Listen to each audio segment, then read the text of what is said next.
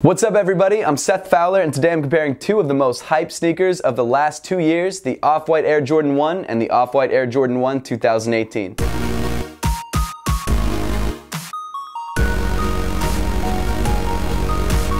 First off, I want to thank Poshmark for sponsoring this video. If you guys don't know what Poshmark is, basically it's an app that allows you to buy and sell your old sneakers, designer clothes, anything great that you have laying around like that. It's actually a really great place to get deals and steals you wouldn't be able to get elsewhere. As you guys could already tell, this video is a comparison between the original Off-White Jordan 1 and the new Off-White Jordan 1, which I spent way too much money on, but hey, that's why I'm selling some shoes. If you guys are trying to make a little bit of extra cash, the app is super easy to use. All you have to do is click the link in the description below to download the app for free. Once you've got the app downloaded and set up, all you have to do is click the sell tab, and what that does is that opens your camera or your camera roll, and from there you can snap a couple detailed photos of the things that you're trying to sell. For example, one of the things that I have listed may be a surprise to some of you guys because it's not actually sneakers, it's this Black Palace logo hat. I bought this hat last season and I just haven't gotten around to wearing it, but I think it's a really clean, simple Palace hat, and I'm pretty sure the black colorway was the hardest to come by, so it's kind of tough for me to give this up because I might have been able to trade this for another color or a different hat or something like that, but I think it's just time for me to let go. So in order to sell this hat, what I did is take a couple detailed photos of the hat and its condition, and then I set the price that I'm willing to sell the hat for, and then leave a detailed description so people know what they're getting. Something else I think I have to get rid of because I just don't ever see myself having the time to wear these shoes, and I know that sounds weird, but when you review sneakers, you get way more sneakers than you can actually wear, so I definitely have to get rid of some stuff. But that shoe is the Under Armour Hover Phantom. Poshmark really does make selling on this app super simple. Literally all I had to do was snap a couple photos of the condition, leave a description. I think I wore this shoe like once or twice for the review, and because this tread is just so beefy, you can't even tell that it's worn. It's kind of crazy. There's a little bit of creasing in the midsole, but that's about it. As of right now, I have about 10 things for sale, so if you guys want to check out what I'm selling and maybe even grab one of my pairs of sneakers, make sure to click the link in the description below, download the app for free, and check out my profile, which is just my Instagram handle at @RealSethFowler. I've got Nike stuff listed, I've got Palace stuff listed, I've got Under Armour stuff listed, and of course, I've got some Adidas stuff listed, which is the Adidas Level 1 Boost You Wear. Actually, I have more Adidas stuff listed, but this is the one I'm going to show you guys. I love the Boost You Wear. It's a super comfortable shoe. I've probably worn it maybe twice, but that's actually the problem because I've had this shoe for like 2 months and I've only worn it twice. So I feel like this is a shoe that I need to let go to sort of make room for some new sneakers that I'm getting in so I could bring you guys some fresh reviews. You could definitely feel the articulation in the forefoot and this gap right here. It's kind of a weird feeling. You get a lot of like springiness from the heel. I really like it, but I definitely need to make room for some new stuff. Something that I've actually been impressed by over the last couple months is that they've actually started to grow pretty heavily in the sneaker scene. So you've got a lot more people selling and a lot more people buying, which increases your chances of finding something or selling something dope. So if you guys want to check out the app, make sure to click the link in the description below to download the app for free, and make sure to give me a follow at @RealSethFowler. But with all that out of the way, let's jump into the video. Ever since the Off-White Nike collection was leaked last year, people have been hyped on the sneakers, and of course the Off-White Air Jordan 1 is the marquee sneaker of that collection. This sneaker dropped last year in November. I was lucky enough to grab my pair a little bit early at an event in September where I actually got to meet Virgil Abloh. He also signed my pair right back there, which is pretty cool. Definitely check out that vlog if you haven't yet. So the first Off-White Air Jordan 1 came in the original Chicago colorway, which of course mirrors one of the most iconic colorways of all time for the Air Jordan 1. However, even though this colorway of the Off-White Air Jordan 1 was the first one to drop, there was actually another colorway that was originally supposed to drop in its place. And that colorway is now known as the 2018 Off-White Air Jordan 1. As you can tell, there is a pretty big difference between this colorway and last year's colorway, and that of course is because this sneaker comes in pretty much all white. Now the reason for the switch up in release schedules, making this the first colorway to drop and this one the second colorway, as the story goes, Virgil Abloh, the founder of Off-White, was actually wearing this pair in an airport way before it released. Someone complimented his shoes and accidentally mistook this for a Dunk instead of an Air Jordan 1. That apparently made Virgil want to change up the colorway so that the shoe would be more obviously an Air Jordan 1, and as you know, you can't get more Air Jordan 1 than the original Chicago colorway. So that's the alleged reason for the switch up, and personally, I like this colorway better. But this is a comparison video, so let's get into some of the similarities and some of the differences. First off, these are obviously both Air Jordan 1s. The construction hasn't really changed between each model. As you could probably tell, these are pretty different sizes. This is a size 8.5 and this is a size 10. I'm really more of a size 9 or 9.5, so I can actually fit into both sizes, and that's sort of what I ended up doing. I think I may actually try and switch up the size 10 for a smaller size, like a 9.5 or a 9, but we'll see what I do. As for fit, I realize this kind of conflicts with what I just said, but they do fit true to size.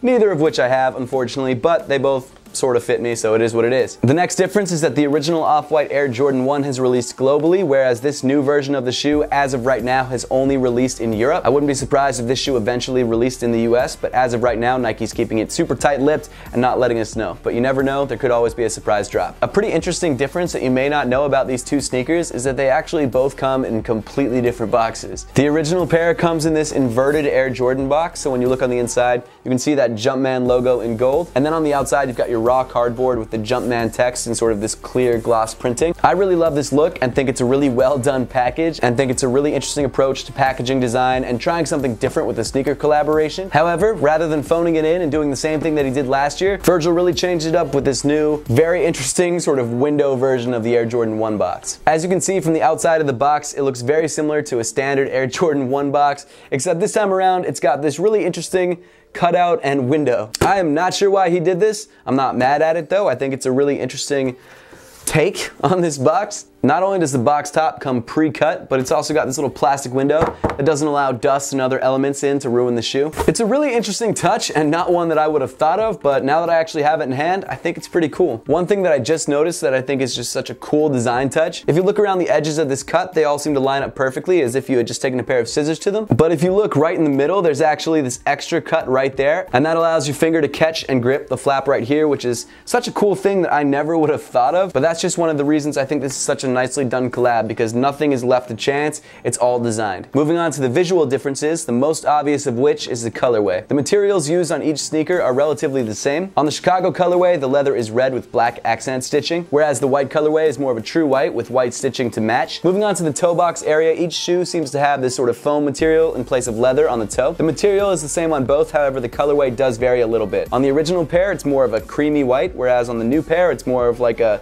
super light blue. It's an extremely subtle difference and one that doesn't really matter, but I feel like because this is a comparison, I should at least point it out. One thing I sort of messed up in my original review of the white pair is that I saw that there was 2 layers of leather on the toe box of the sneaker. I said in the video that I didn't think that was actually on the original pair. Well, I've since looked at the original pair and it's definitely on there. In fact, the top layer of leather on the original pair is red and the lower layer is white leather, so it's an even more obvious difference. The reason I think I noticed it though on the new pair is that the 2 layers of leather are sort of like staggered on this particular pair, and I think that's just probably bad craftsmanship compared to the original pair, which is sort of a clean break. Honestly, I'm sure that varies on pair to pair. I'm sure certain sizes of this shoe don't have that problem. My size did, it's just really not a big deal. Moving up on the sneakers to the tongue, the color actually mirrors that foam material at the toe of the shoe. So the new pair is more of like a really light or icy blue, and the old pair is more of like a cream white. Obviously, the accent stitching is a slightly different color on each pair. And then the main difference on the tongue is that the Nike Air tag on the original pair is in red, whereas on the new pair, it's in sort of a neon orange. Another difference is that on the new pair, the hang tag is actually in this sort of light or baby blue, whereas on the old pair, it's in orange. I'm glad they switched up the color of the zip tie because I think it just matches with the shoe better on this colorway. The text is definitely a little bit harder to read though. Inside the shoe, the insoles are a little bit different. On the original pair printed in black, you have the Off-White and the 10 branding printed on the heel, whereas on the new pair, you just have Nike Air printed in black on the heel. I'm not sure why that changed. My only thought is that maybe this isn't technically part of the 10 collection and that's why it changed to the original Nike Air.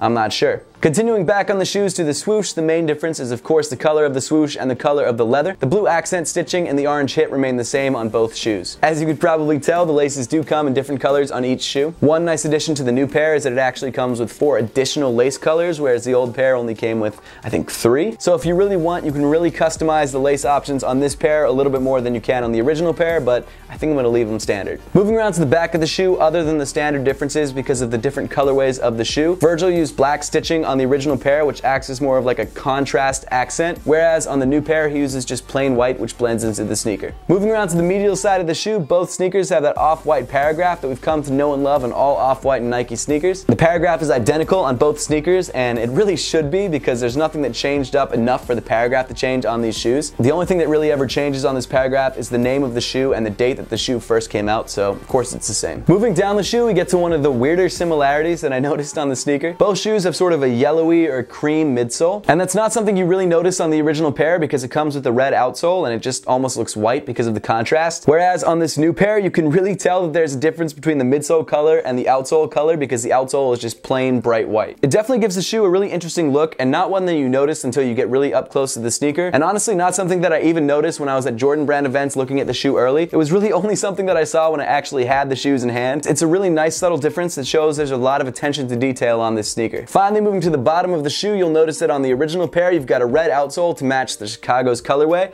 and on the new shoe, you've got a bright white outsole. Overall, I think these are both beautifully made and beautifully executed sneakers. I love Virgil's off-white collaboration with Nike and the sort of prototype aesthetic that he gives each sneaker. It gives the shoe an unfinished sort of midway through the process look, which I really love. In some ways, it's almost a peek inside the design process, because when people are actually designing shoes and testing mock-ups, they do things very similar to this, like call out the materials, stitch on certain details, leave tags on to let you know which sample this is. I think it's a really awesome look. As I mentioned before, I definitely prefer the Chicago colorway to the new colorway, but I still think this shoe is fire. That pretty much wraps it up for the video today, guys. Make sure to leave a comment in the comment section down below letting me know which Off-White Air Jordan 1 you prefer. And as always, guys, thank you so much for watching. Please make sure to give this video a big thumbs up if you liked it. Subscribe to me, Seth Fowler, if you want to see more content just like this, and follow me in all other forms of social media. The links will be in the description below.